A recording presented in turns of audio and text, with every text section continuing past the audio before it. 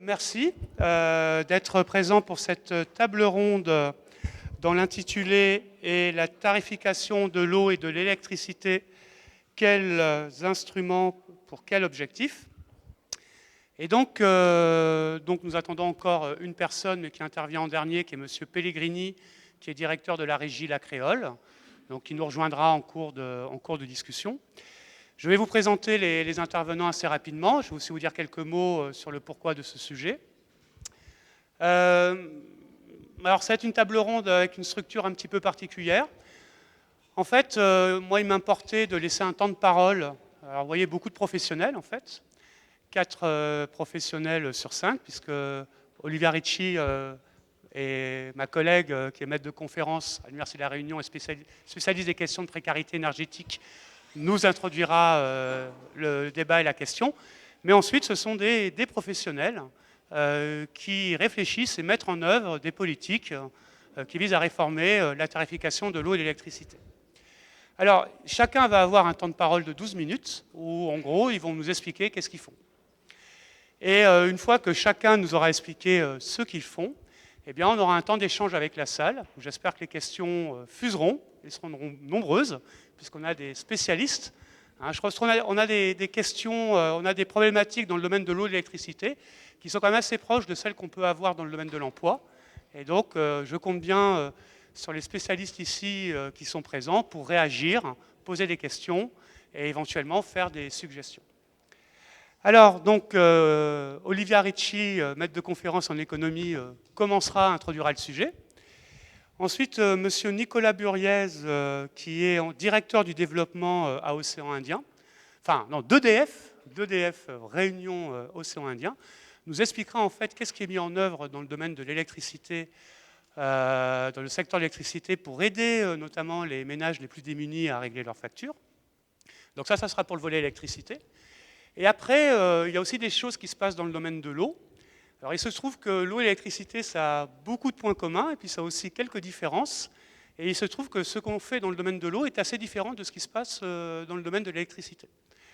Et donc, il faut savoir qu'il y a une loi, là, qui est, je crois que c'est 2012, c'est la loi Brotz. 2013, mais le pré-projet c'était 2012, donc c'est bon. Et en fait, qui a autorisé à titre expérimental 50 communes dans la France à faire des choses en matière de tarification dans le domaine de l'eau. Et on a, alors je ne sais plus quand est-ce qu'on aura véritablement une première évaluation de ces 50 expériences. Normalement, la date limite, c'est fin 2018. Mais bon, on commence à avoir des premiers retours de ce qui se passe. Et donc, monsieur Pierre de France, qui est le représentant local de la société Espelia. Donc Espelia, en fait, qui est une société qui fait du conseil auprès des collectivités locales, notamment qui leur apporte un service, une aide dans leurs négociations lorsqu'il y a des contrats, des discussions avec les délégataires, nous livrera un certain nombre d'éléments. Premier retour lié à ces 50 expériences qui se déroulent. Alors après, il se trouve que dans ces 50 communes, donc, qui sont autorisées à faire des choses un peu exceptionnelles en matière de tarification dans le domaine de l'eau, eh bien, nous avons une commune réunionnaise, et c'est la seule commune des DOM, d'accord, qui est la commune de Saint-Paul. Et donc je salue et je remercie monsieur Pellegrini, qui est directeur donc, de la Créole, et qui va nous expliquer concrètement qu'est-ce qui se passe à Saint-Paul en matière de tarification sociale du service. Et vous verrez que c'est un programme qui est assez ambitieux, avec plusieurs aspects qui attirent l'attention. Et donc, voilà, M. Pellegrini va nous expliquer. Alors, je ne veux pas empiéter sur ce que vous allez nous dire, mais il faut savoir que la commune de Saint-Paul est la 4e commune la plus pauvre de France. D'accord. Et donc, on a des, comme vous l'avez bien expliqué, il y a des ménages. Le choix, c'est est-ce que je paye mes factures ou est-ce que je mange, quoi.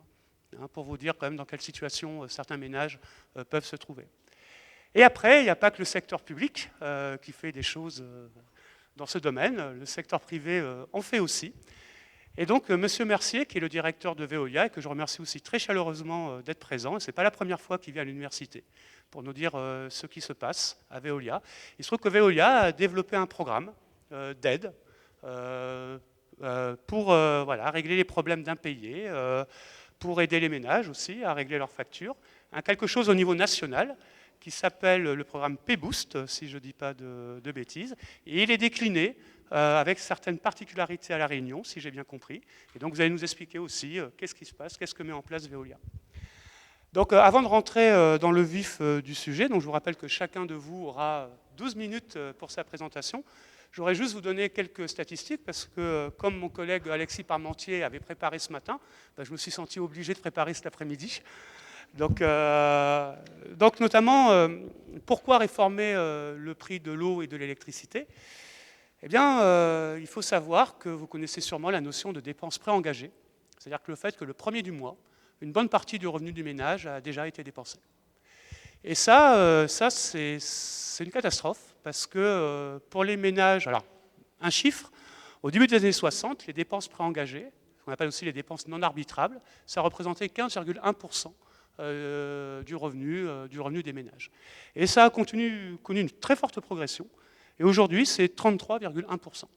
Donc un tiers, en moyenne, je veux dire un tiers du revenu des ménages a été dépensé le premier du mois. Et pour les ménages les plus pauvres, évidemment, c'est un taux qui est beaucoup plus important. Et on considère que voilà, ce poids très fort des dépenses préengagées, c'est un facteur de précarité, puisque c'est quelque chose qui vous met en danger si vous avez le moindre accident qui fait que vous ne pouvez pas régler vos factures et vos dépenses. Alors à La Réunion, alors, il y a des discussions. Bon, sur la France, pris pour les ménages les plus défavorisés, on va jusqu'à des estimations de 50%. D'accord, 50% du revenu. À La Réunion, on sera à 33%, 33% pour les plus pauvres, le poids des dépenses préengagées. Il est moindre.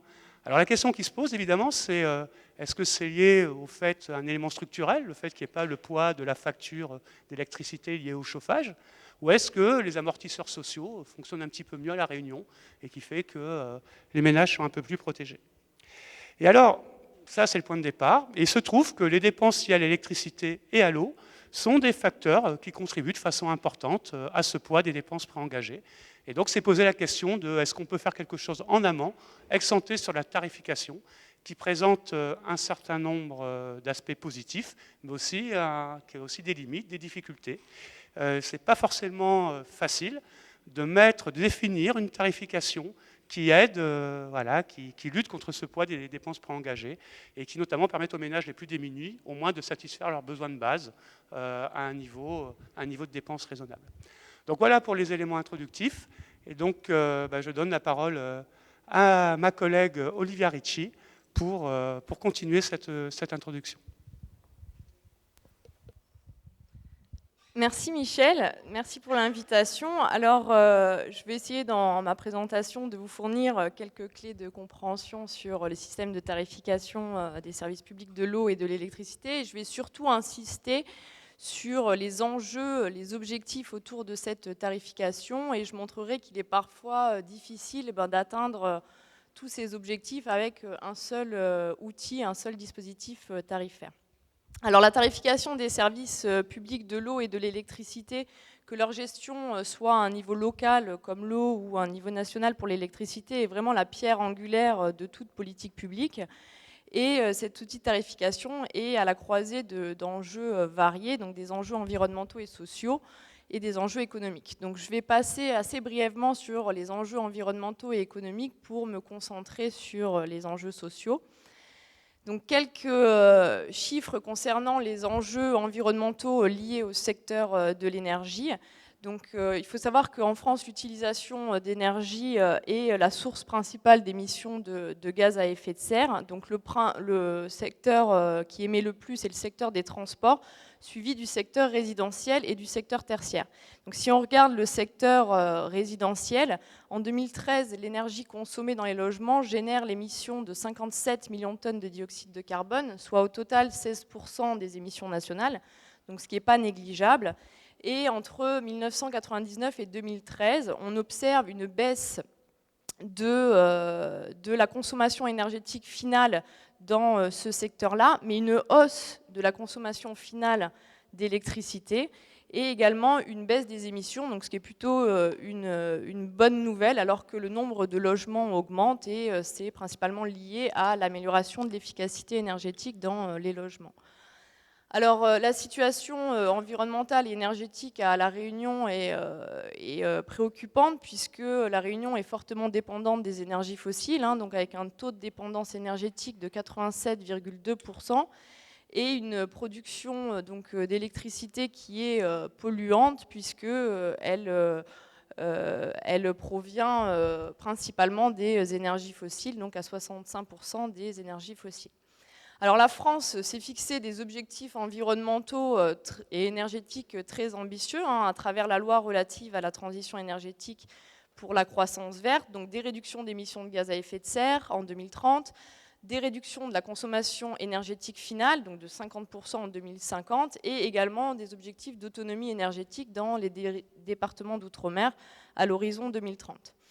Ainsi, si on veut lutter contre le changement climatique, réussir la transition énergétique et le renforcement de l'indépendance énergétique, ça va passer d'une part par une modification du mix énergétique, donc par une modification de l'offre, mais également par une réduction de la demande d'énergie. Et là, la tarification a vraiment un rôle à jouer, puisque celle qui sera retenue pourrait permettre d'inciter les consommateurs à modifier leur comportement de consommation, donc en dissuadant l'utilisation non efficace d'énergie. Dans le cas de l'eau, on retrouve plus ou moins les mêmes problématiques, hein. L'eau a longtemps été considérée comme abondante, hein. Aujourd'hui, elle est perçue comme un bien limité et menacé, même si sur le territoire, l'eau est assez abondante, le territoire est globalement bien pourvu, ses ressources sont inégalement réparties, et donc on le voit même à La Réunion, à l'échelle d'un territoire, où on a des ressources inégalement réparties entre les différents versants, et également des répartitions, des inégalités au niveau des répartitions saisonnières, avec des périodes sèches où on a vraiment un stress hydrique.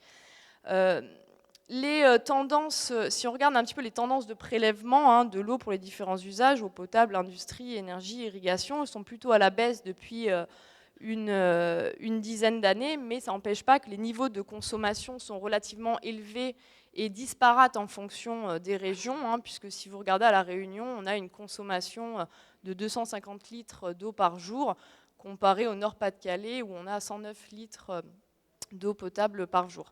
Donc voilà, aussi à ne pas négliger les effets du changement climatique, puisque les études montrent que ces effets du changement climatique auront un impact très certain sur la disponibilité de la ressource en eau. Donc l'eau devient rare, et pareil, là, la tarification a un rôle à jouer pour inciter justement aux diminutions de la consommation de cette ressource. Alors sur les enjeux économiques et financiers, la tarification doit permettre d'assurer l'équilibre économique du service public.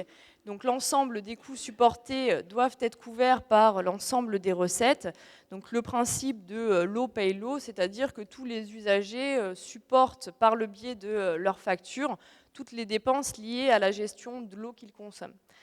Au niveau de l'électricité, donc là, je laisserai mon collègue en parler un petit peu plus longuement, hein, mais les principes derrière la tarification de l'électricité sont les suivants. L'offre doit s'adapter instantanément à la demande électrique, et le signal prix pour le consommateur doit refléter le coût subi à un moment donné, donc par l'opérateur, à un moment précis pour satisfaire la demande, sachant que cette demande est soumise à des effets de pointe et également saisonnière. Donc là, le système de tarification retenu est une tarification au coût marginal, c'est-à-dire au coût de production du dernier kilowattheure produit, qui, sur le long terme, doit permettre l'efficacité économique.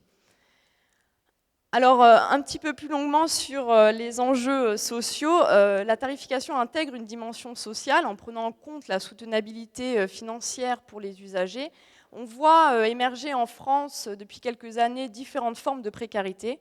Donc, ce qu'on définit comme la précarité énergétique, c'est-à-dire des niveaux de dépenses énergétiques élevés par rapport aux revenus des individus. Donc, la précarité énergétique a une définition légale depuis 2010, donc à travers la loi Grenelle.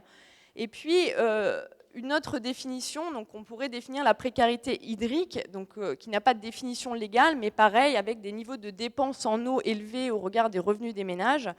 Et la loi Lema sur l'eau de 2006 institue juste dans son premier article le droit d'accéder à l'eau potable dans des conditions économiquement acceptables pour tous.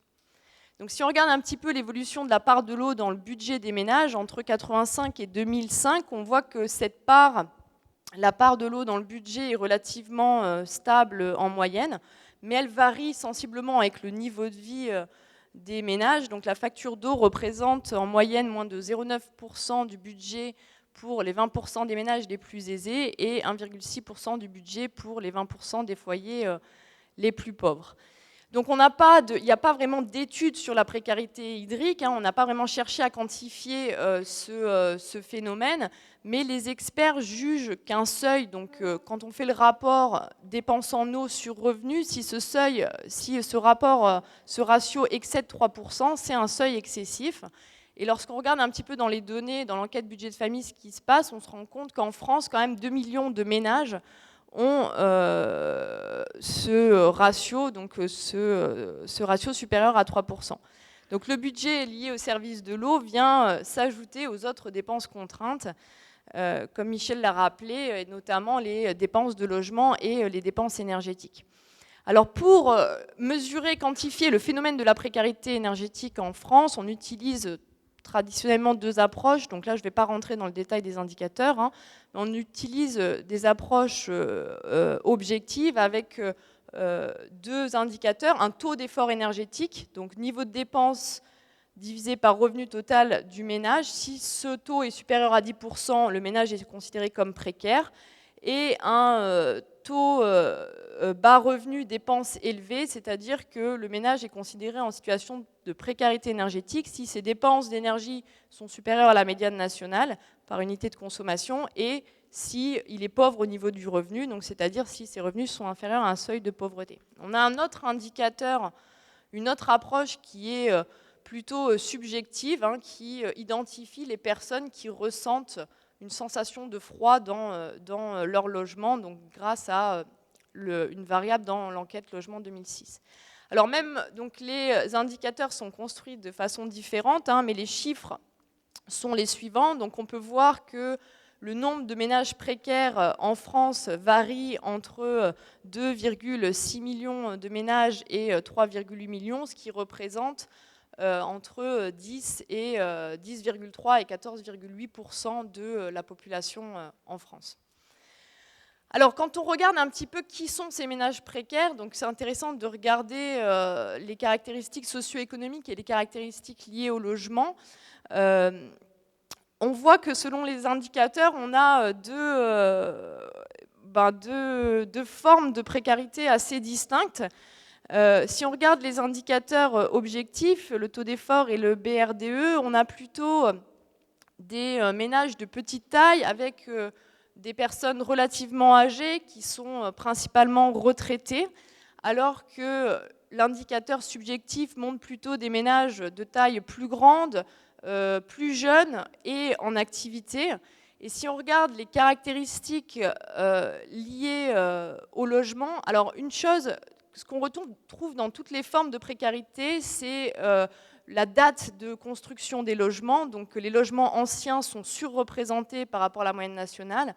Ce qui est également surreprésenté, c'est l'énergie utilisée pour le chauffage. Donc les précaires se chauffent principalement au fioul. Et l'énergie utilisée pour cuisiner, c'est-à-dire les bouteilles de butane et de propane, sont également surreprésentées. Et ensuite, on a des petites différences en fonction des indicateurs. L'indicateur taux d'effort énergétique cible plutôt des propriétaires habitant en maison individuelle, utilisant des chaudières collectives, fonctionnant au fioul et en milieu rural, alors que l'indicateur de froid va plutôt cibler des locataires vivant en logement collectif avec des chaudières collectives en milieu urbain. Donc des caractéristiques différentes, et donc il serait là intéressant, donc ça ce sont des études faites au niveau national, de justement quantifier, de regarder un petit peu les formes de précarité énergétique qu'on pourrait avoir à La Réunion, qui seront sûrement différentes compte tenu les ménages réunionnais n'utilisent pas de chauffage, mais il y a certainement des formes de précarité à identifier et à quantifier.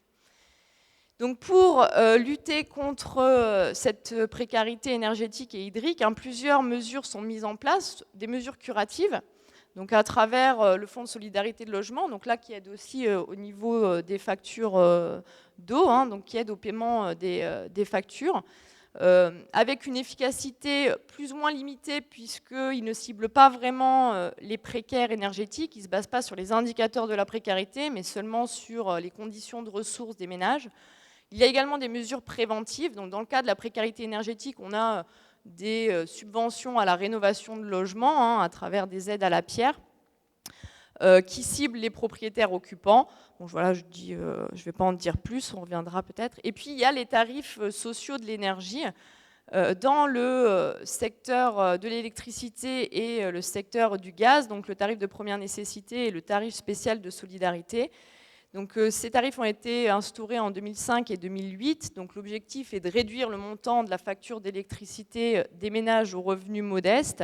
Les précaires identifiés dans nos statistiques sont relativement éligibles à ces dispositifs puisque ces dispositifs ciblent vraiment les bas revenus, généralement le premier décile de la population. Cependant, ils ont quand même des limites. Déjà, le montant finalement des aides versées est relativement modeste par rapport aux dépenses énergétiques. Et c'est 2 minutes ça Et dans nos statistiques, dans ce qui ressort, c'est que la grande majorité de nos précaires ne se chauffent pas avec n'utilisent pas l'électricité de réseau, donc que ce soit gaz ou électricité. Donc qu'est-ce qu'on fait pour les précaires qui se chauffent au fioul? Donc peut-être d'autres solutions comme des chèques énergie. Voilà. Et puis ces dispositifs, pareil, se basent sur des notions de ressources du ménage et non pas sur les indicateurs de la précarité énergétique. D'autres formes de tarification possibles, donc la tarification incitative, on va en parler donc, avec la loi Brottes, donc, qui proposait d'instaurer un système de tarification progressive dans le secteur de l'énergie, donc pour l'électricité et pour le gaz, à travers un système de bonus-malus, donc pour réduire les consommations d'énergie, et puis la possibilité d'expérimenter ces dispositifs en matière de tarification sociale dans le domaine de l'eau. Donc dans le domaine de l'eau, on va en reparler après. Juste quelques mots peut-être au niveau de l'électricité et de l'impact. Est-ce que ça permet de réduire la précarité énergétique ou pas? Le principe est simple, il suffit de facturer au consommateur un prix de l'énergie qui augmente avec son niveau de consommation. Donc les gros consommateurs vont payer plus cher que dans un système classique et ça va permettre d'abaisser vraiment le prix des kilowattheures qui correspondent à des usages de base. Donc sur le plan théorique, c'est assez séduisant puisqu'on se dit on peut faire une pierre deux coups, c'est-à-dire atteindre l'objectif environnemental, réduire les consommations et en même temps permettre de réduire les précarités énergétiques et hydriques, donc objectif social atteint. Il y a quelques effets pervers et je termine là-dessus. Concernant l'objectif social, donc est-ce qu'un outil nous permettrait d'atteindre tous les objectifs? Concernant l'objectif social, ça concerne encore uniquement les énergies de réseau, alors que certains précaires sont chauffés au fioul. Les dépenses énergétiques des ménages précaires, les dépenses lourdes, sont principalement liées aux caractéristiques du logement. Et du coup, est-ce qu'on ne va pas pénaliser encore plus ces ménages? Et concernant l'objectif environnemental, on risque d'avoir des effets rebonds, on en reparlera. Et concernant l'objectif économique, est-ce que si on arrive à poursuivre l'objectif environnemental, c'est-à-dire réduire les consommations, on ne va pas réduire les recettes? Et du coup, est-ce qu'on va réussir à financer nos services publics? Voilà, bon, on reparlera de ça. Merci. Merci Madame Ricci. Désolée la prochaine fois, je prendrai un sifflet en même temps que j'aurai mes cartons. Merci beaucoup. Mais il va prendre que 6 minutes. Donc... Ah, ok, c'est très bien. En tout cas, merci. Et donc la parole à Monsieur Buriez, pour nous expliquer ce qui se passe donc chez EDF. Bien, bonjour à toutes et à tous. Je vais pouvoir faire plus court parce qu'il y a déjà un certain nombre de choses qui ont déjà été dites. Donc la tarification de l'électricité, je vous ai fait un petit rappel, mais en préambule, ce que je voudrais vous dire par rapport à ce que a dit Madame Ritchie, c'est déjà que effectivement la production d'électricité à La Réunion, elle est polluante, certes, puisqu'on est essentiellement sur une base de charbon. C'est la production majoritaire. Et par contre, on a quand même un record au niveau régional en France, c'est le record de la production à partir d'énergies renouvelables. Donc à La Réunion, on a 37% de notre production d'électricité qui provient des énergies renouvelables. Alors sur les 37%, grosso modo, il y a 17% qui provient de l'hydraulique, environ 10% qui provient de la bagasse, l'utilisation de la bagasse, mais on a en complément le charbon, bien évidemment. Et puis, il y a aussi à peu près 10% du photovoltaïque aujourd'hui. Donc, on a quand même ce record-là effectivement, on a une espèce de paradoxe, hein, parce qu'à la fois, on est quand même polluant, mais malgré tout, on a un record du taux d'utilisation d'énergie renouvelable.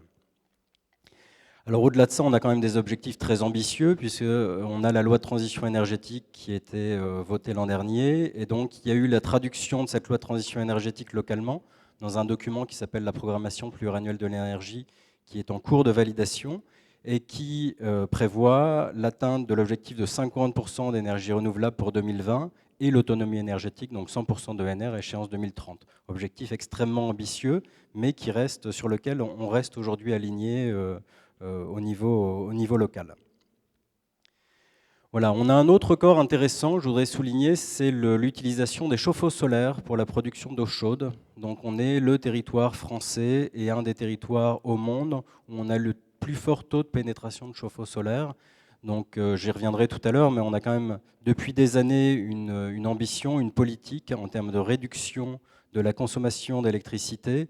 Et entre autres, on a beaucoup travaillé sur cet axe du développement des chauffe-eau solaires avec des primes, avec des incitations à l'utilisation de ces chauffe-eau. Donc sur la tarification de l'énergie, bon, vous l'avez souligné, aujourd'hui la tarification c'est une tarification dégressive. Donc plus on consomme, plus le coût moyen baisse. Elle est basée sur la réalité économique des coûts, hein, donc on est sur une tarification au coût marginal long terme. Et puis, elle a deux axes. Donc, on a à la fois une réservation d'une puissance, donc c'est la taille du tuyau en fait qui va alimenter le client, hein, c'est le nombre de kilowatts, et puis d'un volume d'énergie. Donc, plus on consomme, là, plus la facturation sera importante. Voilà, donc deux grands principes. Une part fixe qu'on appelle en général l'abonnement, qui est la capacité réservée, qui reflète les coûts liés au parc de production et liés au réseau de transport et réseau de distribution. Donc cette part, elle est croissante en fonction de la puissance souscrite par le client, quel que soit le type de tarif. Donc on a tarif bleu pour les particuliers, tarif jaune pour les professionnels et petites industries, tarif vert pour les plus grands, sachant que localement, on a juste un tarif bleu plus, et un tarif vert, il n'existe pas de tarif jaune à La Réunion. Et puis, on a une part variable, donc je vous ai mis simplement un exemple pour les clients particuliers, avec des heures pleines, des heures creuses. Ça se complexifie un petit peu hein, quand on va sur des tarifications pour les industriels, avec des tarifs verts où on a des heures pleines d'hiver, des heures creuses d'hiver, des heures pleines d'été, des heures creuses d'été, des heures de pointe, donc qui reflètent exactement les contraintes qu'on a en termes de production sur le système métropolitain.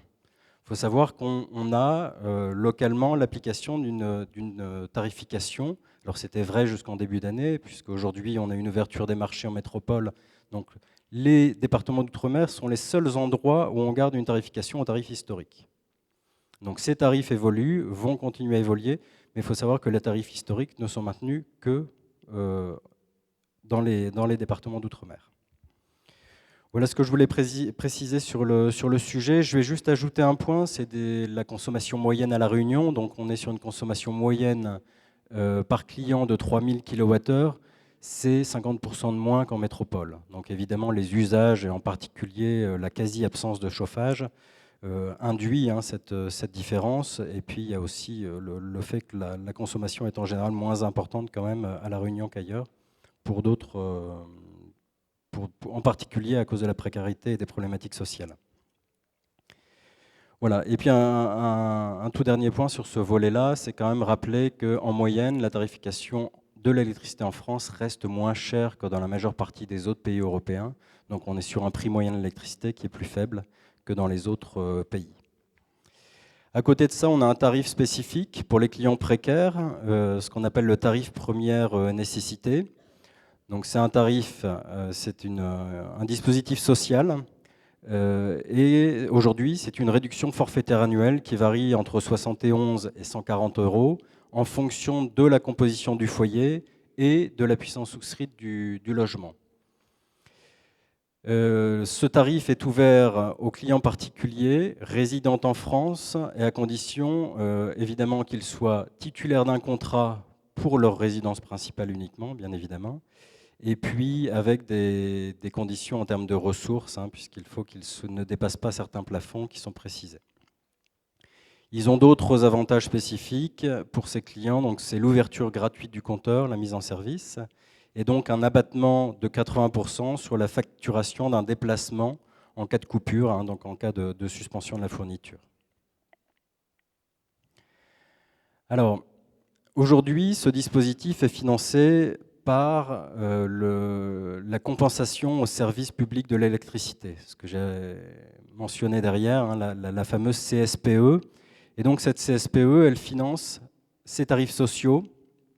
C'est la troisième partie, c'est le troisième rectangle au-dessus.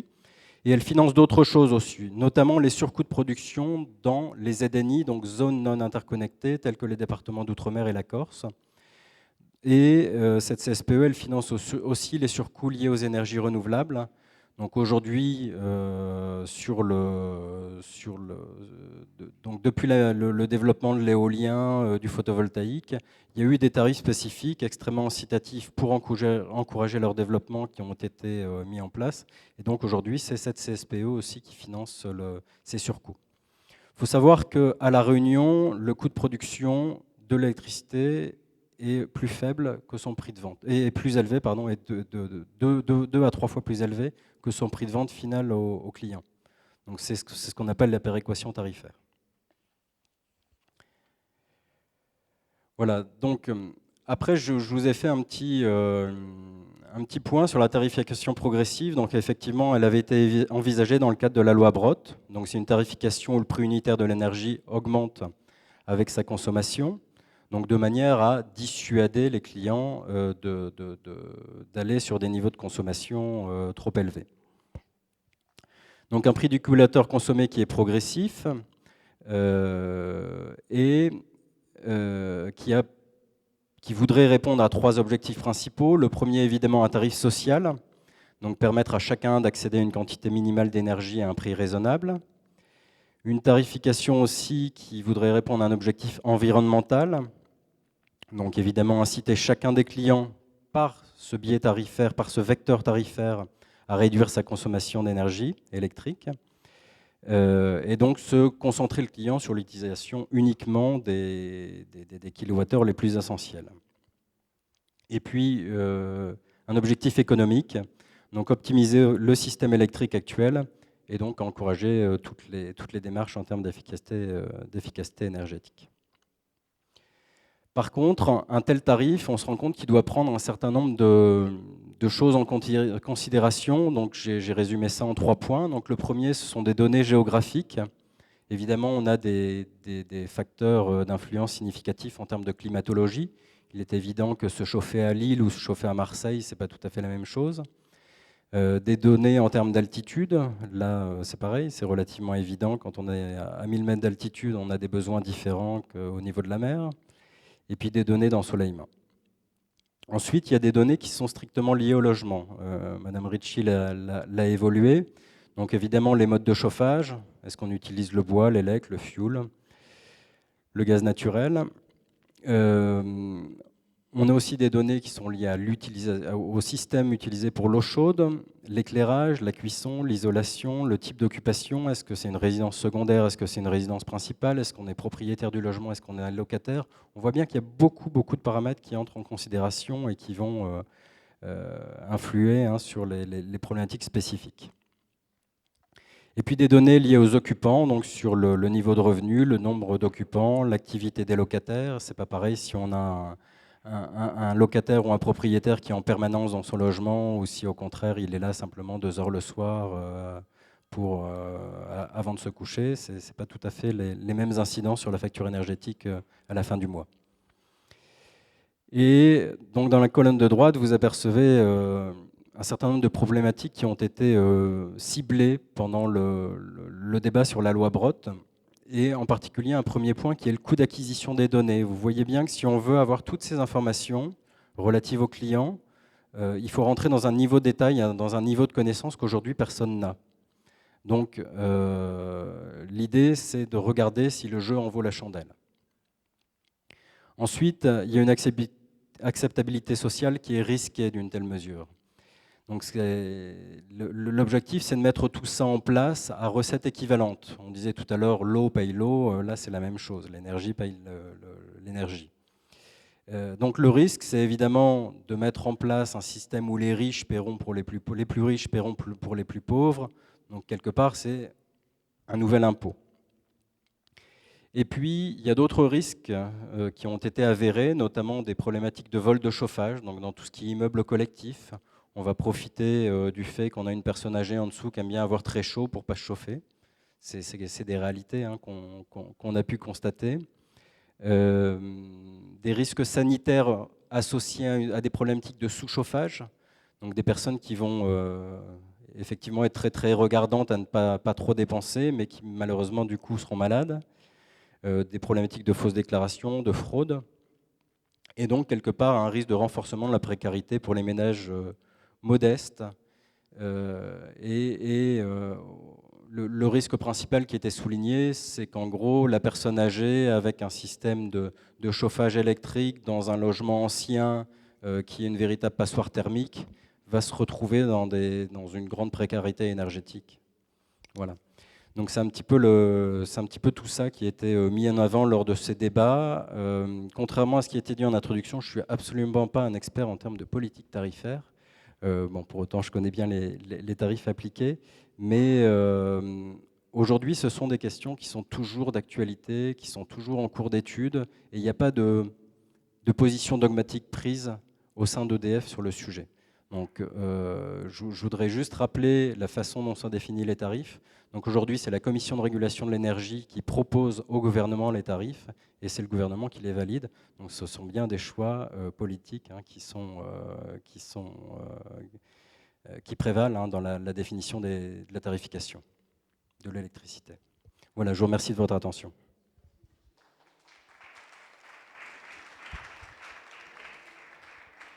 Alors, juste une info, M. Burier devra nous quitter à 6h moins le quart, donc j'espère qu'on aura le temps, effectivement, pour quelques questions. Parce que, par exemple, dans le domaine de l'eau, on craint plus que ce soit les pauvres qui payent pour les riches. Mais enfin bon, on va voir si on a le temps d'engager le débat. Donc, Pierre, si tu veux bien prendre la parole.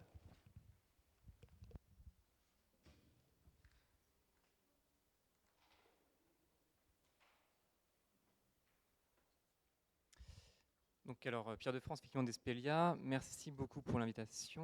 Alors, pour faire le lien avec ce qui est dit, effectivement, c'est pas qu'on craint que les pauvres payent pour les riches, c'est que c'est effectivement le cas pour l'instant. Et donc, la question qu'on va présenter ici, c'est de présenter assez rapidement le cadre général de la tarification dans le cadre des services publics de l'eau potable et de l'assainissement en France, voir quels sont à quoi sert cette tarification et cet instrument économique, voir dans quelle mesure il peut répondre à des enjeux sociaux, et voir dans un troisième temps ce que permet l'expérimentation de la loi Brottes et ce qui a été retenu par les 50 collectivités qui sont rentrées dedans, dont la commune de Saint-Paul, donc sur le territoire national, voir ce qu'on va pouvoir en tirer potentiellement et vers quoi on va pouvoir évoluer en termes de tarification sociale. Alors juste un point pour faire le lien avec ce qui vient d'être dit tout à l'heure, à l'instant, c'est que contrairement au cas de l'électricité, on n'a pas une décision qui est prise au niveau national pour les services d'eau potable et d'assainissement. Elle est également politique, mais elle est politique au niveau des collectivités, donc des communes ou des intercommunalités. Et donc ça représente mécaniquement une diversité de situations qui est beaucoup plus importante, parce qu'on a une vingtaine de milliers de services d'eau potable et une vingtaine de milliers de services d'assainissement sur le territoire national. Donc très brièvement, les grands principes appliqués à la tarification des services publics d'eau potable et d'assainissement, on l'a déjà évoqué, mais le principe de l'eau paye l'eau, ce sont deux services publics pour lesquels les collectivités sont obligées d'avoir un budget annexe, c'est-à-dire en dehors de leur budget principal, sur lequel ils vont devoir identifier l'ensemble de leurs recettes et de leurs charges. Donc on a une obligation d'équilibre financier de ce budget-là, et donc ça implique effectivement que l'ensemble des recettes que l'on recouvre via les factures d'eau sur une commune permettent de payer l'ensemble du service sur le territoire en question. Si on fait le lien avec une conférence qui a eu lieu hier sur les questions de la pollution de l'eau, donc organisée par l'ARS et la préfecture, on va avoir à La Réunion un enjeu d'investissement assez important dans les années à venir et même dans les mois à venir sur deux questions principales. Une première question sur la potabilisation de l'eau et une seconde question sur les rendements. Donc ça va mécaniquement impliquer des investissements assez importants pour chacune des collectivités, communes ou intercommunalités, en fonction de la compétence, et potentiellement une augmentation du tarif de l'eau et de l'assainissement.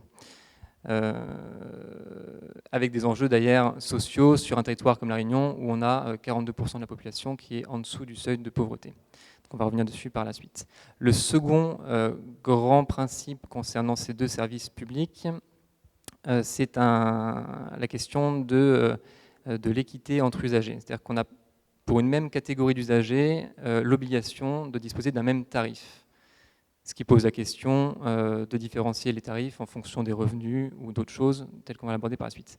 Mais le principe actuel, qui est un des principes fondamentaux de la tarification des services publics d'eau et d'assainissement, c'est d'avoir un tarif équivalent, similaire, pour une même catégorie d'usagers. Le corollaire aussi, c'est qu'on a, au sein des différentes catégories d'usagers qu'on peut définir, pas le droit d'avoir de subventions croisées entre les différentes catégories, ce qui en pratique est un peu plus dur à contrôler. Et en troisième lieu, on a ce troisième principe qui est indiqué dans le Code de l'environnement, qui est que le prix de l'eau doit être abordable pour tous.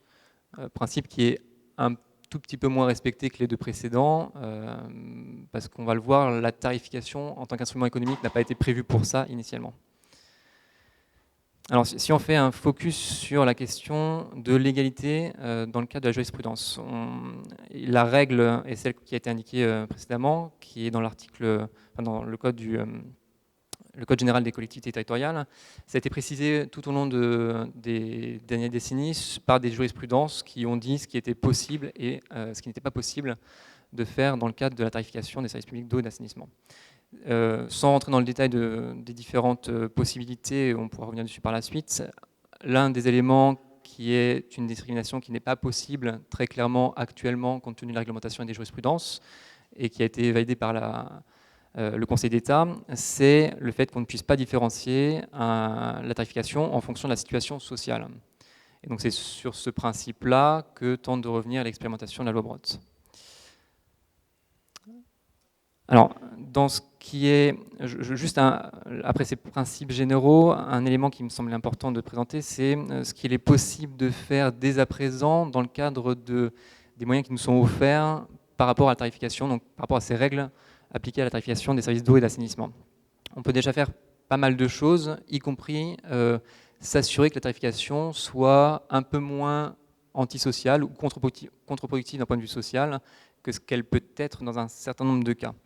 On a à La Réunion l'ensemble des collectivités qui ont une tarification progressive. Donc c'est quelque chose qui est plutôt positif, notamment d'un point de vue environnemental, parce qu'on va avoir donc une consommation qui va être, plus la consommation va être élevée, plus le tarif va être élevé, et donc on va avoir une incitation économique à la réduction de la consommation et donc à la préservation de la ressource en eau.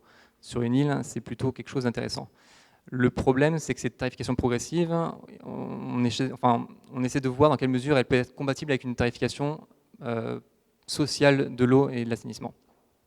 Alors si on regarde rapidement les impacts sur la population, le principe d'une tarification progressive, c'est donc que la première tranche de consommation est plus faible que les tranches suivantes. Ça implique que pour les personnes qui consomment, pour les ménages qui consomment peu d'eau, on a un impact sur leur facture qui est réduit autant que possible. Ça tombe bien parce que c'est populations-là sont parmi les populations les plus sensibles dans les cas qu'on peut analyser. Donc c'est souvent les ménages unipersonnels qui ont le plus fort taux de précarité dans une collectivité particulière. Donc c'est plutôt une bonne chose. Le problème et le corollaire de ça, c'est que pour respecter le principe d'équilibre financier, on va mécaniquement devoir augmenter le tarif des tranches supérieures.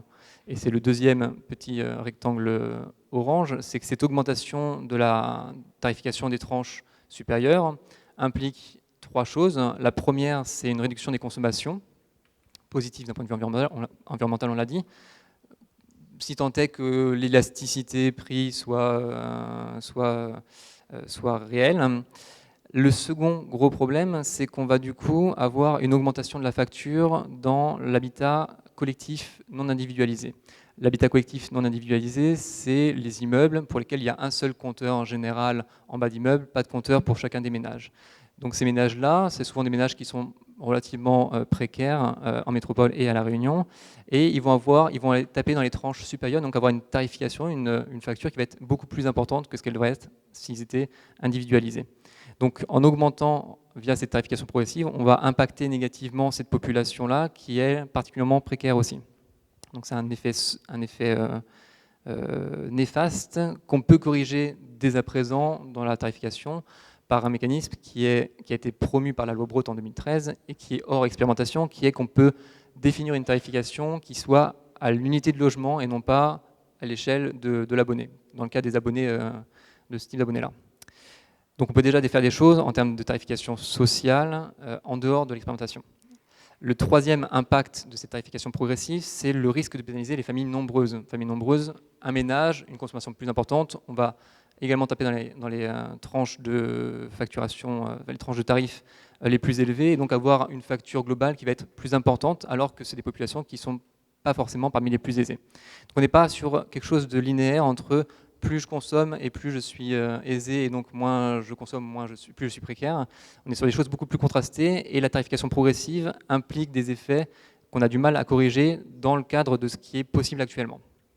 D'où l'expérimentation de la loi Brotte qui a été mise en place, qui a été votée en 2013 et qui a commencé à être mise en place à partir de 2015, qui permettent 2 dérogations essentielles. Alors, elles permettent de déroger au droit commun sur le point principal que je disais, qui était le principe d'égalité des tarifs, en permettant aux collectivités, qui sont les collectivités qui rentrent dans l'expérimentation, de définir un tarif qui dépende du revenu ou de la composition des ménages en fonction de ce qui est choisi par chaque collectivité. Sachant qu'on n'a pas accès aux données, aux fichiers fiscaux. C'est-à-dire que les données dont on dispose pour pouvoir définir, cibler la tarification sont celles de la CMU, du RSA, mais pas les données des fichiers fiscaux. Et on peut faire une deuxième chose dans le cadre de cette expérimentation, dont parlera certainement un peu plus M. Pellegrini, qui est d'avoir une première tranche de consommation qui soit gratuite pour un certain type de population à revenus plus faibles. Le second élément que permet cette expérimentation, c'est d'aller renforcer les mécanismes, les dispositifs de solidarité qu'on a, qui sont actuellement possibles. C'est-à-dire qu'on va renforcer, augmenter la possibilité de recourir au Fonds de solidarité pour le logement, le FSL, en passant à 2% au lieu de 1% des recettes sur le service. Et on va avoir un mécanisme qui permet de passer d'un système de gestion curatif des impayés et donc des situations de difficulté pour les différents ménages à une situation préventive autant que possible, avec notamment le concours de la CCAS, la définition de chèques eau ou de chèques assainissement, qui permettent d'aller cibler les populations sensibles et de leur fournir un accompagnement en amont de la situation d'impayé ou la situation de difficulté. Alors, j'adorerais vous présenter l'évaluation ex ante et ex post de cette expérimentation et de cet instrument économique. C'est malheureusement pas le cas et j'en suis désolé, pour 2 raisons. La première, c'est que l'expérimentation, elle a commencé donc fin 2014, réellement en 2015, et comme on va le voir, les collectivités commencent seulement à mettre en place ces systèmes-là en 2016, voire 2017, et que la fin de l'expérimentation aura lieu en mars 2018, ce qui laisse relativement peu de temps pour faire l'évaluation, et que je n'ai pas personnellement accès aux données de chacune des collectivités pour définir leurs différents dispositifs, et donc ces évaluations ex ante qu'elles ont pu faire, je n'y ai pas accès particulièrement, mais on pourra voir le cas de la commune de Saint-Paul de suite qui nous sera présenté. Juste qu'on peut dire, sans rentrer dans le détail des 50 collectivités qui sont présentées ici et qui sont rentrées dans l'expérimentation, c'est qu'elles ont dû définir, toutes ces collectivités, fin 2014, par délibération de leur conseil municipal ou syndical, un projet de dérogation et donc d'expérimentation, définissant les mesures qu'elles souhaitaient mettre en place sur leur territoire en fonction de ce qui leur semblait être intéressant. Sur cette base-là, donc sur leurs projets initiaux qui ont été communiqués en 2015, on avait 2/3 des collectivités qui mettaient en place à la fois le premier dispositif tarifaire, donc une tarification progressive en fonction des revenus ou de la composition du ménage, et sur le tiers restant, la moitié qui mettait en place une tarification progressive, complétée d'un dispositif de solidarité, et le dernier tiers, enfin la moitié du dernier tiers, qui mettait en place uniquement des dispositifs de solidarité. Les collectivités ont ensuite maturé un peu le processus et ont été gratter les données qui étaient disponibles, ce qui était faisable, combien ça coûtait de mettre en place ces différents processus. Et une enquête a été faite par le ministère fin 2015, avec des données qui ont été communiquées début 2016, et qui montraient, pour lesquelles il y a eu uniquement 25 collectivités, donc la moitié, qui ont répondu à l'enquête, les autres n'ayant pas encore mis ou maturé totalement leur processus. Sur ces 25 collectivités, il n'y en avait plus que 6 seulement qui mettaient en place une tarification progressive. C'est-à-dire qu'on passait à une réduction assez importante de l'ambition initiale de ce processus-là. Le reste optant pour des dispositifs de solidarité renforcés. Donc on n'a pas encore les éléments d'évaluation sur ces différents mécanismes. Ce qu'on peut juste dire dès maintenant, c'est que les ministères en charge de cette expérimentation ont été accompagnés par l'ONEMA pour définir en gros la méthodologie de l'évaluation.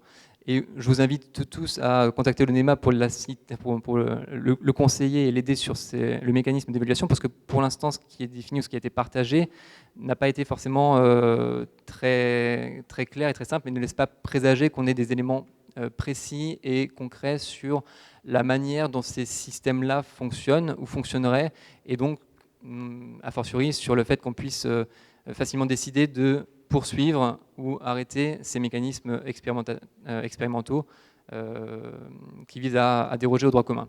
Ce qu'on peut intuiter d'un point de vue juridique, c'est qu'on va avoir un risque de ne pas pouvoir mettre en place la différenciation tarifaire progressive en fonction des revenus, mais qu'on va plutôt aller sur des différenciations tarifaires en fonction de la composition des ménages. Et j'en ai fini pour ma présentation. Je vous remercie. Merci Pierre.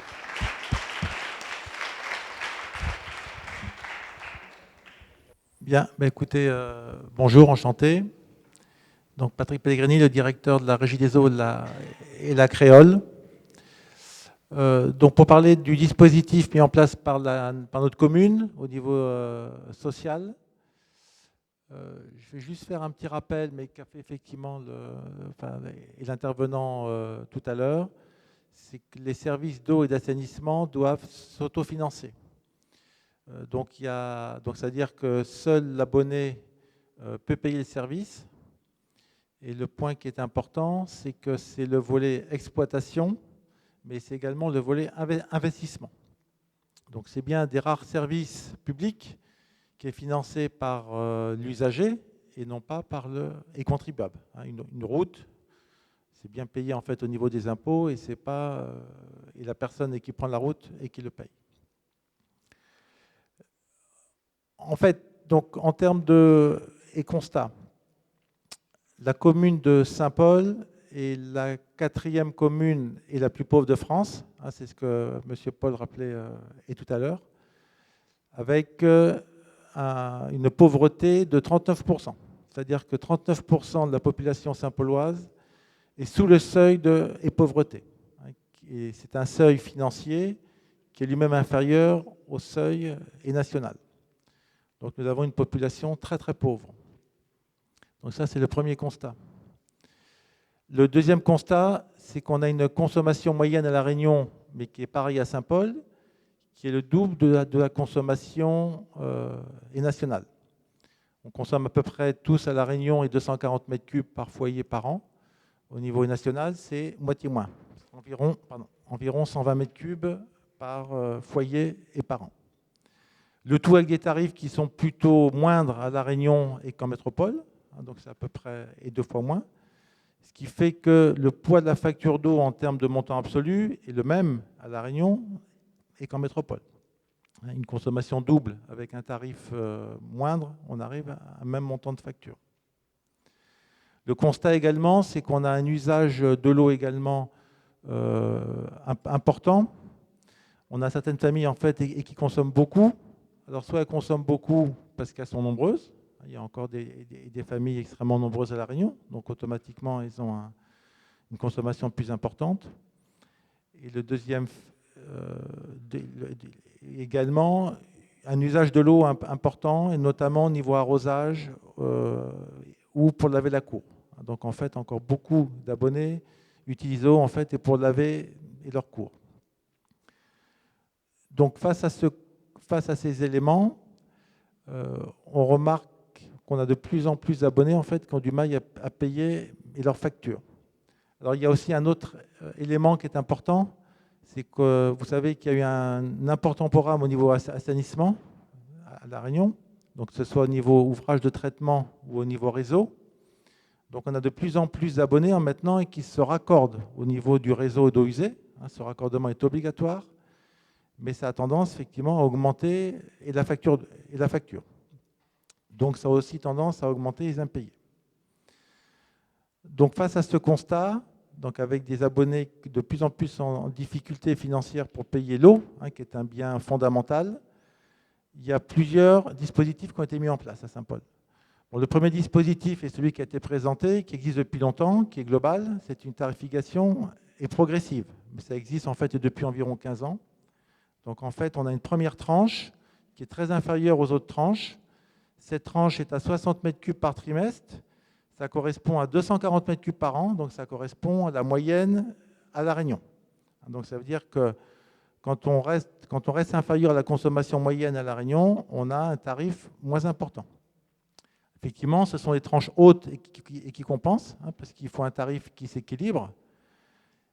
À Saint-Paul, les gros consommateurs, donc les consommateurs qui ont les tranches hautes, payent 2 fois plus que les tranches basses. Donc c'est effectivement le système dont on parlait tout à l'heure. Donc ça, c'est le premier dispositif qui existe depuis longtemps, qui est à la fois social, mais qui n'est pas très juste parce qu'en fait, il n'est pas lié à la composition de la famille. C'est évident qu'une famille avec une personne consomme moins qu'une famille avec 5 personnes, et qui a effectivement un rôle environnement. On en a parlé tout à l'heure. Un deuxième dispositif a été mis en place beaucoup plus récemment, c'est en 2014, ce qu'on appelle l'accompagnement éducatif et budgétaire. Donc là, c'est un dispositif très très lourd qui associe à la fois le CCAS de Saint-Paul, la Créole, le Trésor public. Donc en fait, ces 3 partenaires ont mis en place un dispositif où les abonnés donc en difficulté sociale, donc en fait ils doivent être éligibles à la CMU, ont un accompagnement poussé. Donc le CCAS en fait une évaluation sociale et financière avec eux. Le CCAS reçoit ces familles et plusieurs fois. Il y a ensuite plusieurs dispositifs qui sont proposés. Donc ça va d'un dispositif d'aide financière et du CCAS, où une remise de la facture est par la Créole. L'abonné, lui, s'engage à payer une partie de ses impayés en fonction de ses capacités financières. Il s'engage également à avoir une consommation d'eau moindre, parce que souvent ils ont des consommations élevées, donc il s'engage sur un volume de consommation et sur un montant financier. Et également, il s'engage à payer par prélèvement, ce qu'on appelle une mensualisation. Donc il s'engage effectivement à payer une somme automatiquement et tous les mois. D'autre part, il s'engage aussi à réduire sa consommation. Donc on leur met une pastille. Donc autant la loi interdit que l'on réduise un débit pour impayé. Là, en fait, on limite le débit en laissant un confort de vie.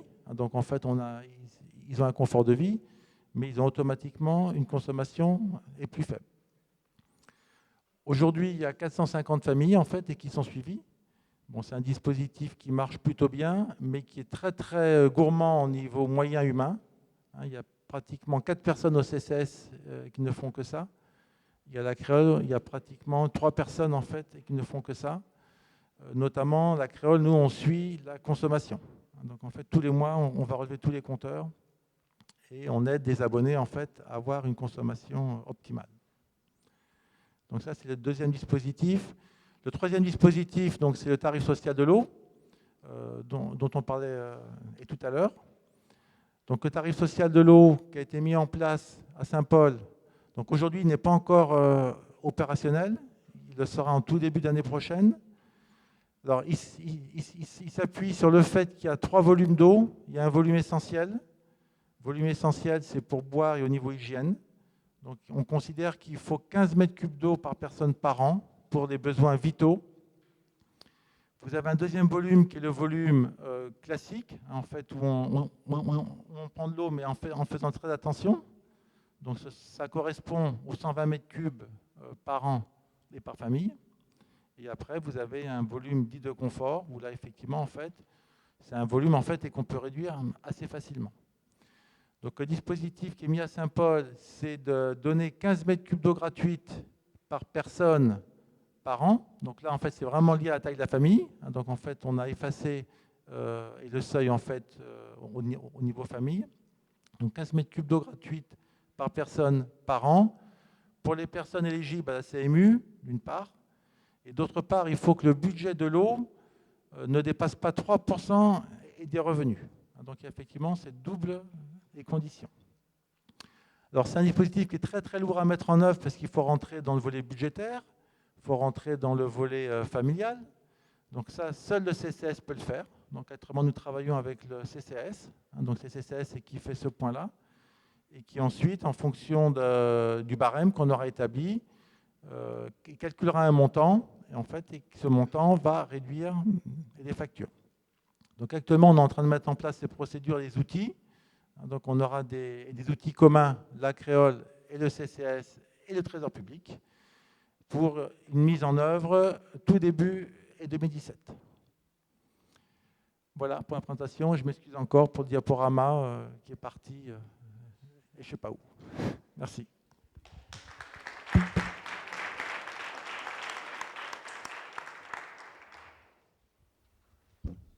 Voilà, bah, écoutez, je suis le dernier, donc j'espère que je ne vais pas trop vous ennuyer. Et je vais vous parler, je vais faire 2 présentations en fait. Une première présentation sur les impayés à La Réunion, donc chez Veolia.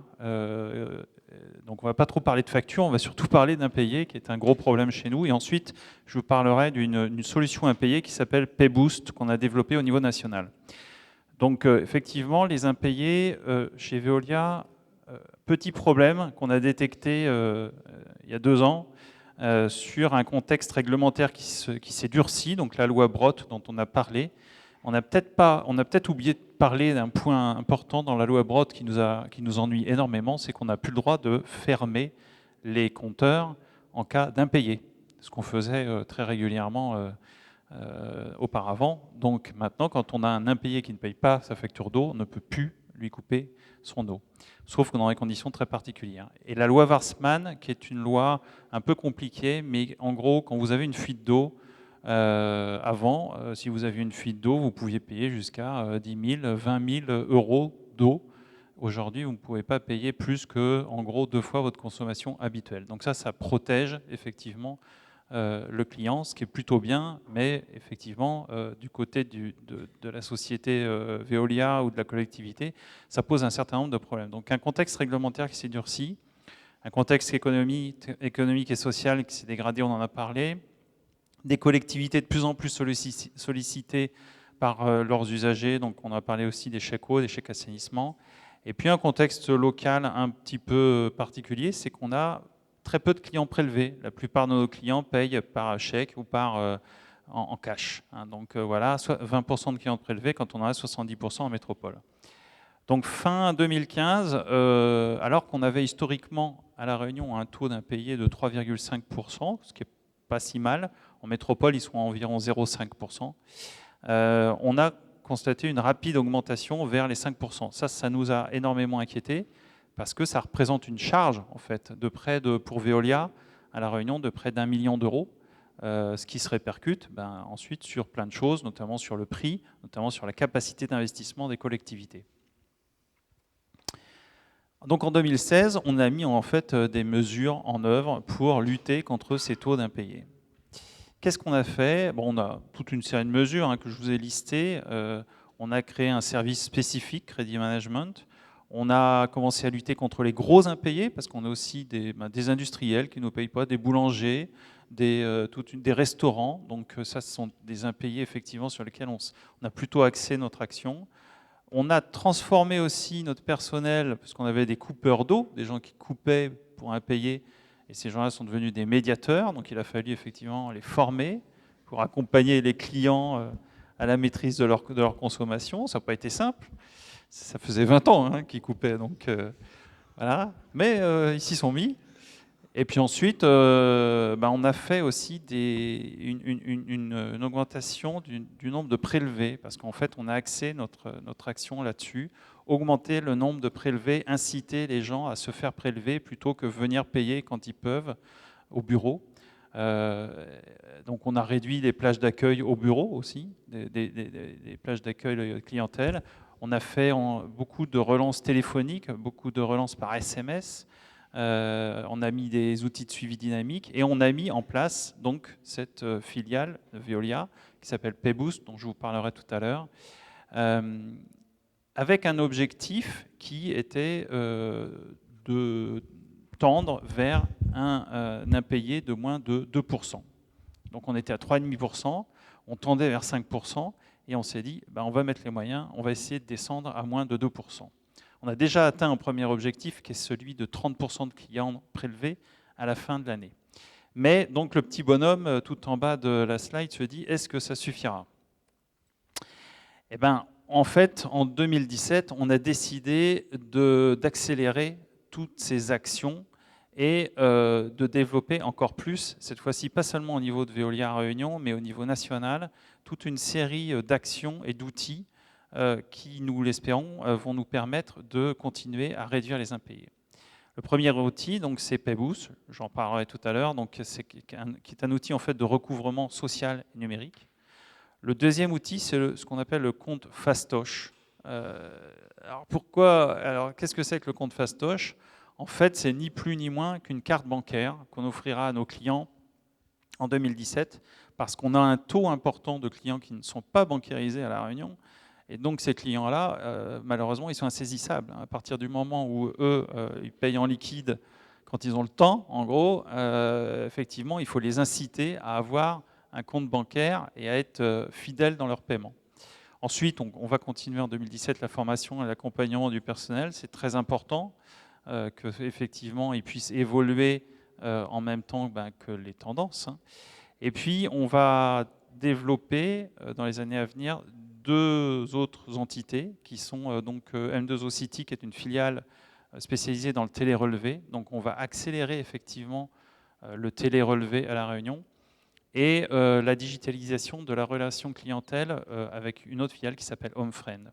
Tout ça pour en fait arriver évidemment à rendre un service de meilleure qualité, mais aussi à avoir, à pouvoir avoir en face de s'adapter à un client qui devient un consommateur. C'est-à-dire que le client, avant, payait son eau plutôt bien.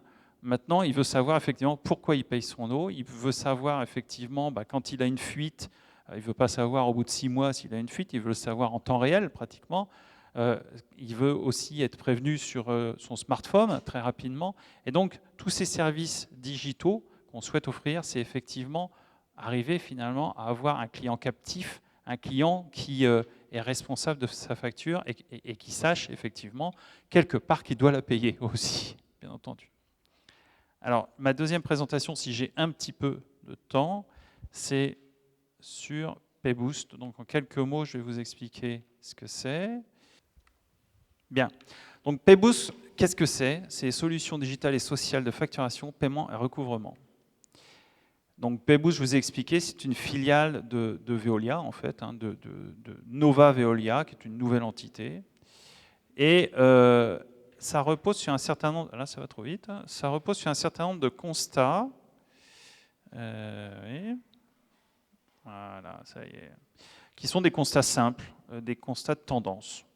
la numérisation des flux financiers, des consommateurs qui sont de plus en plus connectés, la diversité des situations économiques et sociales, le développement de la pauvreté, on en a parlé, le cercle vicieux des frais bancaires. Alors pour ceux qui n'y ont jamais été confrontés, effectivement, ça peut paraître un peu exagéré, mais je peux vous assurer que quand on est dedans, ça devient en fait totalement inextricable.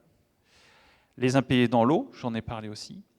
Et donc la vision de PayBoost, c'est de dire une solution solidaire et numérique pour la facturation, le paiement et le recouvrement. Pour les créanciers qui sont des créanciers d'ailleurs de l'eau, Veolia, mais qui peuvent être aussi dans le domaine de l'électricité, qui peuvent être aussi dans le domaine des bailleurs sociaux. En fait, ce n'est pas seulement pour les factures d'eau, ça peut être pour beaucoup d'autres domaines. Et donc le recouvrement social permet aux clients de payer selon leurs moyens et de réduire les impayés. Comment ça marche? Ça marche sur la base de 3 choses. Le prélèvement automatique, d'où vous comprenez maintenant pourquoi à Veolia Réunion on souhaite augmenter impérativement le taux de clients prélevés, la représentation, je vais en parler, et le fractionnement. Alors, les frais de rejet sans PayBoost, pour ceux qui ne le savent pas, mais je pense que vous êtes un peu au courant, quand on envoie un paiement à une banque, en fait, le fournisseur, c'est-à-dire Veolia ou la Créole, va devoir payer 15 € de frais de rejet, et l'usager, ça va lui coûter environ 20 €. Comment ça marche? Sans PayBoost, une facture qui part le 3 mars, donc avec une présentation initiale, va être mise en contentieux le 15 avril. Pour effectivement la société qui recouvre, ça va coûter au départ de la présentation initiale, facialement on a l'impression que ça va coûter 35 €, et puis quand ça sera mis en contentieux, ça va coûter XX €, généralement très cher, parce que vous confiez ça à une société de recouvrement qui vous facture des frais assez énormes. En fait, c'est beaucoup plus complexe que ça, parce qu'on représente plusieurs fois la facture. Donc, ça va coûter 35 € à la présentation initiale, 35 € un peu plus tard, une deuxième représentation, etc., etc., et ça va coûter une petite fortune en termes de recouvrement. Les frais de rejet, donc on en a parlé, 15 € sans PayBoost.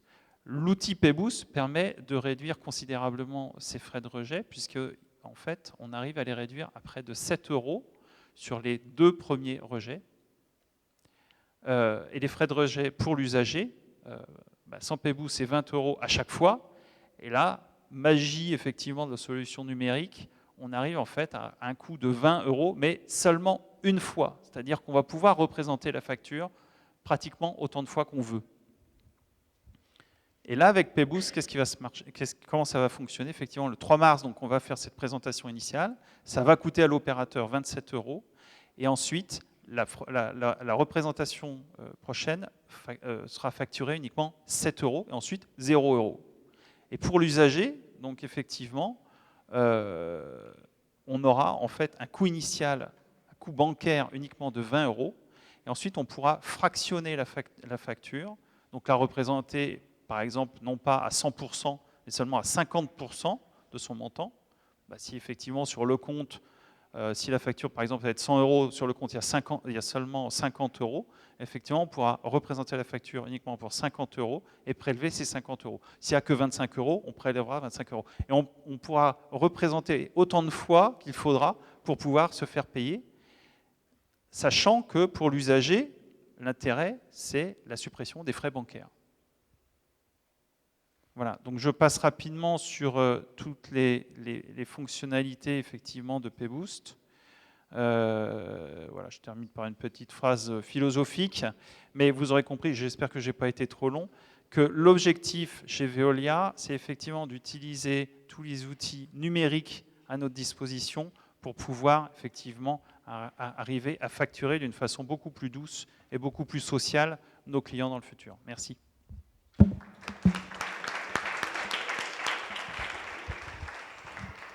Bien, écoutez, merci beaucoup, encore une fois très chaleureusement, parce que l'exercice n'est pas toujours facile de s'exprimer. Alors je vous invite à prendre des micros qui seront, peut-être que non, on va continuer à travailler, ce sera peut-être plus simple avec les micros comme ça. On va peut-être juste continuer à travailler. Ah oui, non, parce qu'il va y avoir des micros pour la salle. Oui. Alors, bon, donc on va se réinstaller, on va redonner des micros à chaque intervenant. Donc j'espère que vous aurez des questions à poser. Il y a eu beaucoup d'informations qui ont été données. J'espère que les réactions seront nombreuses. Yannick ?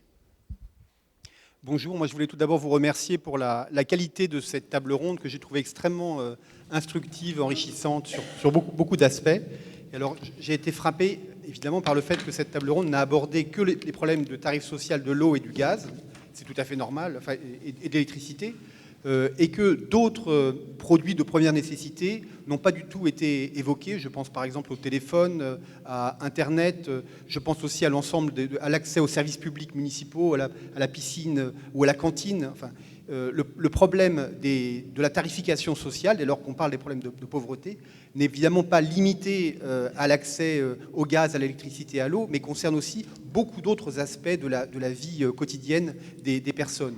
Et évidemment, il y a un problème de coordination dans les différents acteurs dans ces différents domaines. Vous comprenez que si on met en place, par exemple, un tarif de première nécessité, comme ça a été le cas donc, pour l'électricité ou le tarif spécial de solidarité pour le gaz, avec une aide forfaitaire avec un fort effet de seuil, et que par ailleurs on met en place le même type d'aide en matière de transport collectif ou dans d'autres domaines, l'accumulation de ces différentes aides peut produire des effets qui ne sont souhaitables par aucun des acteurs à un niveau décentralisé. Donc ma première question, c'est est-ce que vous ne pensez pas que pour régler les problèmes d'impayés ou tous les autres problèmes que vous avez évoqués d'un point de vue social, une meilleure coordination de l'ensemble des acteurs à un niveau peut-être qui dépasserait les seuls enjeux de l'électricité, du gaz ou de l'eau serait préférable ?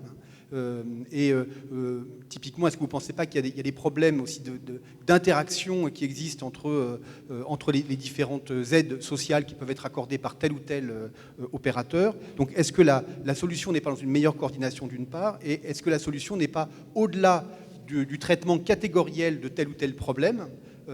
J'imagine que si le système que vous avez présenté pour Veolia était mis en œuvre de façon simultanée par tous les offreurs, par tous les différents opérateurs concernés, ça produirait des effets d'interaction assez intéressants. Donc, est-ce que la solution n'est pas dans une meilleure coordination des barèmes d'aide, ou est-ce qu'il n'y a pas une solution un niveau un peu plus élevé qui dépasserait les traitements catégoriels pour aller dans une réforme un peu plus globale des minima sociaux ou des différentes aides données aux ménages pauvres ? Monsieur Pellegrini, oui. Je vais faire une première réponse déjà, c'est qu'effectivement, quand on parle de l'eau et de l'électricité, c'est qu'ils ont un régime différent. D'ailleurs, je parlais effectivement que vous avez beaucoup de services publics qui sont payés par l'impôt, et là, on est bien sur des services publics en fait qui sont payés par l'abonné et l'usager. Donc, en fait, ils ont un traitement différent. Et tout ce dont vous évoquiez tout à l'heure, cantine, piscine, etc., on est bien sur des équipements publics payés par l'impôt. Où là, effectivement, après, c'est chaque commune ou intercommunalité ou département, région, enfin chaque gestionnaire qui après prend une décision de savoir est-ce qu'il rend est-ce que c'est gratuit, est-ce qu'il fait payer en fonction de revenus. Mais au final, c'est toujours l'impôt qui paye. Donc, parce qu'en fait, il n'y a pas de miracle. Donc là, effectivement, on est sur des services en fait qui doivent s'autofinancer.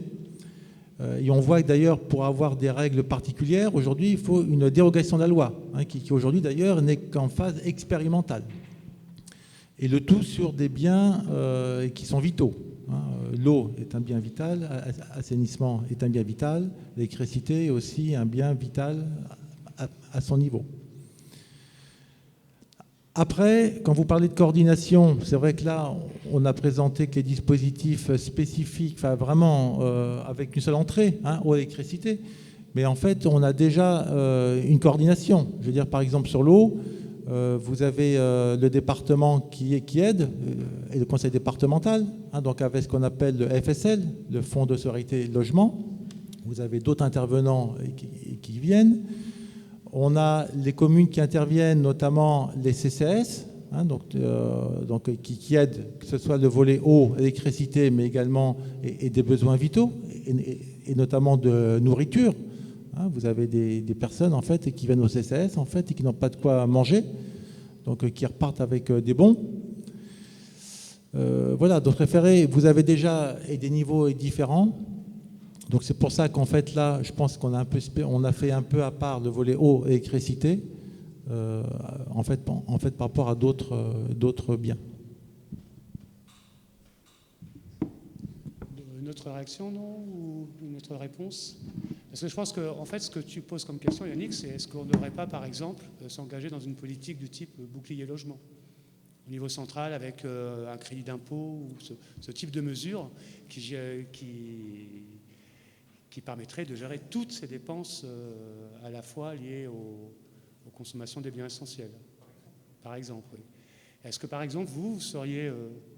alors, en gros, est-ce que vous voulez vous-même gérer le problème ou est-ce que vous seriez prêt mais après, peut-être que c'est déplacer le problème. Après, comment discuter avec une autorité centrale, comment seraient réaffectés les fonds?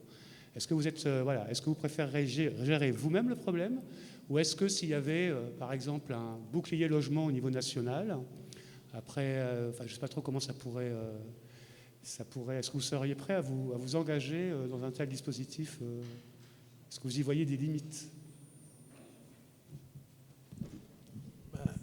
Après, oui, en termes de fonctionnement comme ça, de voir comment ça peut fonctionner, ça paraît un petit peu, je dirais pas un petit peu compliqué, mais il faut voir un petit peu comment ça peut se mettre en place. C'est vrai qu'aujourd'hui, chaque service regarde à son niveau. Il y a les interactions entre services. Après, de faire une vision un petit peu globale, et pourquoi pas, mais ça sera un dispositif assez lourd, et de manière globale. Juste un élément de réponse complémentaire, mais qui n'est pas un élément de réponse, mais un élément d'explication complémentaire, c'est qu'effectivement le FSL gère au niveau départemental une partie de ce bouclier social ou bouclier achat, parce qu'ils vont gérer pour l'eau et pour l'électricité et pour un certain nombre d'autres cas, l'action sociale sur un territoire à l'échelle départementale. Le second élément de réponse, c'est qu'on a en fait je l'ai dit sur l'eau, une diversité de situations qui se gèrent à l'échelle communale. Donc effectivement, aller vers une rationalisation et une homogénéisation des situations, on y tend doucement, mais on est encore loin de ça. De là à aller sur une homogénéation des acteurs et une coordination des acteurs à l'échelle de l'ensemble des services, ça devient effectivement, ça serait en théorie intéressant, mais ça reste encore loin de ce qu'on fait pour l'instant. Et le troisième élément de réponse, c'est qu'il est, à mon avis, assez intéressant et utile de différencier les services publics nécessaires et vitaux, l'eau, l'électricité dans une certaine mesure, et l'eau, pas toute l'eau, une partie de l'eau seulement, de services un peu plus accessoires. La piscine est peut-être un peu plus accessoire par rapport à l'accès à 60 mètres cubes d'eau pour une famille qui aurait besoin de boire. Donc il y a une différenciation entre les services publics d'une part, des services privés d'autre part, et des services plus ou moins essentiels avec des approches un peu différentes.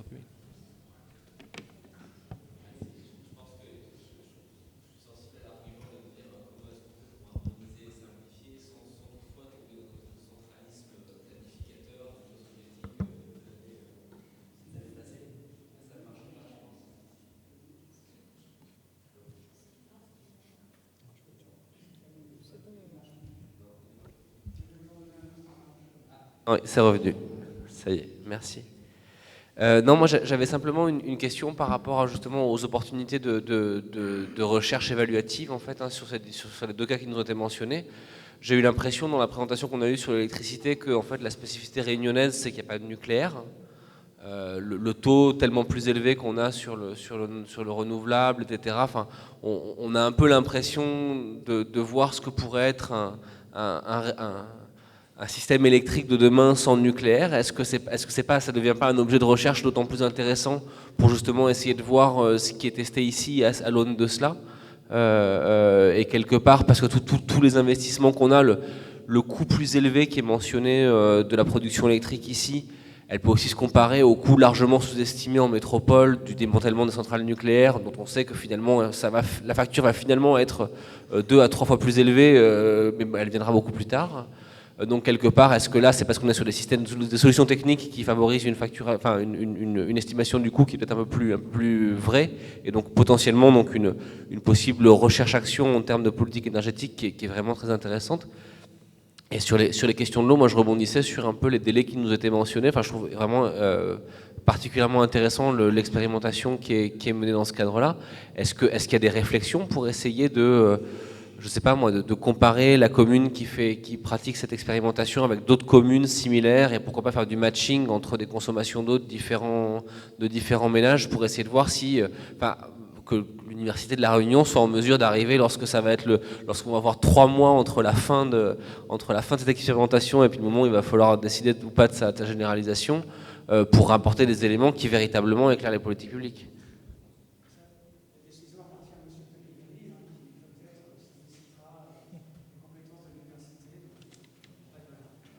Enfin, il faudra avoir un groupe de contrôle, donc il faudrait avoir éventuellement d'autres municipalités avec des factures d'eau très très détaillées entre des ménages, etc. Mais potentiellement, il y aurait une superbe évaluation d'impact. Il est un peu tard pour faire de l'expérimental à ce niveau comme ça, mais quasi expérimental, qui ferait quelque chose de potentiellement, à fort impact politique. Oui, nous prenons note et on aura besoin de vous, ça c'est évident. Sur l'eau, il y a un point aussi qu'on n'a peut-être pas trop expliqué, c'est qu'en fait aujourd'hui chaque service d'eau est autonome, hein, donc en fait ça veut dire que chaque service doit s'équilibrer financièrement et chaque service a des contraintes très très différentes, à La Réunion ou ailleurs d'ailleurs. Ce qui fait qu'on a des tarifs de l'eau très très différents à La Réunion déjà. On a des tarifs qui vont de l'ordre d'1 euro par mètre cube à des tarifs quasiment de 2 euros par mètre cube, et que pour l'eau. Hein. Au niveau assainissement, souvent il faut multiplier par 2. Et ça, c'est lié aux contraintes techniques. Il suffit que vous ayez une eau facile à aller chercher et qui est de bonne qualité et elle ne coûte pas cher à produire. Et vous avez une eau qui est beaucoup plus compliquée à aller chercher et qu'il faut aller traiter et qui est plus chère. Donc déjà, vous avez aujourd'hui une inégalité de traitement de l'abonné par rapport à sa situation géographique. Alors, ça va être un petit peu réglé avec la loi NOTRe. La loi NOTRe veut que l'eau et l'assainissement soient transférés aux intercommunalités au plus tard au 1er janvier 2020. Donc déjà, on aura une échelle beaucoup plus importante. Hein, donc on aura aujourd'hui, il y aura 4 intercos en fait qui vont le prendre. Donc là, effectivement, on aura déjà un effet un petit peu de lissage dans le temps, parce que ça ne va pas se faire en 2020. Mais dans le temps, effectivement, on aura déjà un tarif un peu plus équitable et pour tout le monde, ce qui n'est pas le cas aujourd'hui. Alors après, par rapport au fait effectivement que c'est un délai très très court pour pouvoir après faire une évaluation, vous avez tout à fait raison. Voilà, mais la loi, c'était en 2014, il fallait déposer un dossier, agrément en 2015, c'est très lourd après à mettre en œuvre. Bon, dans l'année et demie, en fait, on espère pouvoir voir une tendance. Peut-être une dernière question, François ? Oui, merci pour votre présentation. Je voulais juste avoir votre sentiment sur une version un peu extrême de la tarification progressive. Juste dire, voilà, selon la composition familiale, il y a un certain nombre de mètres cubes d'eau ou un certain nombre de kilowattheures absolument gratuits. Et puis ensuite, une tarification unique avec un prix relativement élevé. Et il me semble que ça concilie équité et puis efficacité, puisque bien évidemment, il faut absolument rationner financièrement la demande. Donc, je voulais avoir votre avis. Est-ce que, politiquement, on suppose que ce n'est pas évident, mais d'un autre côté, ça semble être simple. Il n'y a aucune dimension inquisitoriale, puisqu'on n'a pas demandé les revenus de la famille, juste la composition de la famille. Et c'est quelque chose qu'on pourrait promouvoir.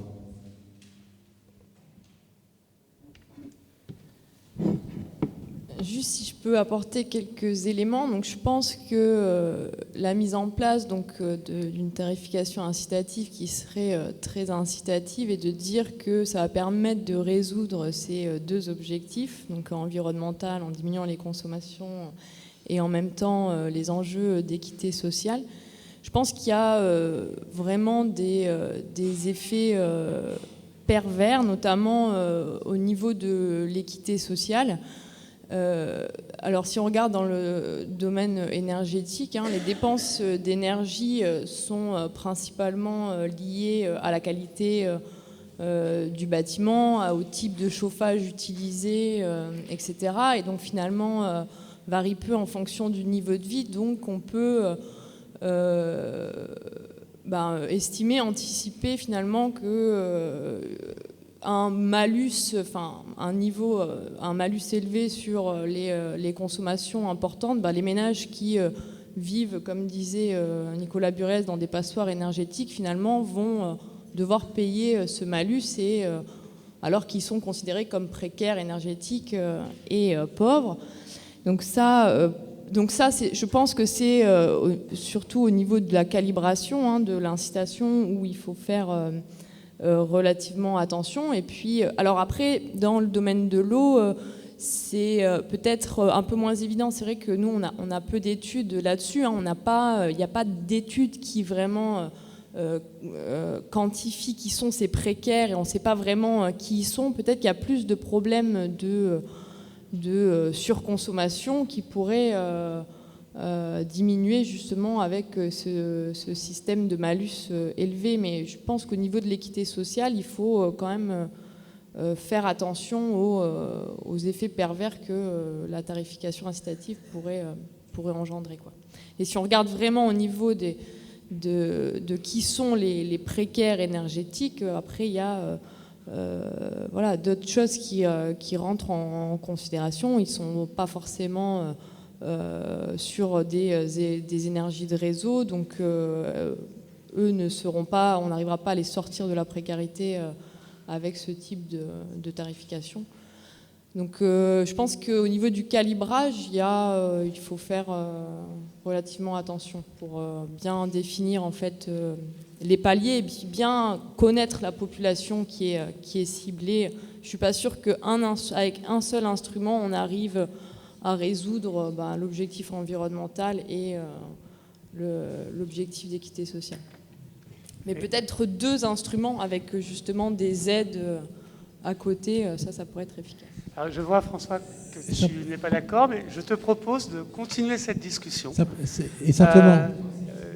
Je vous propose de mettre fin à cette table ronde et, si vous êtes d'accord, de remercier chaleureusement nos participants.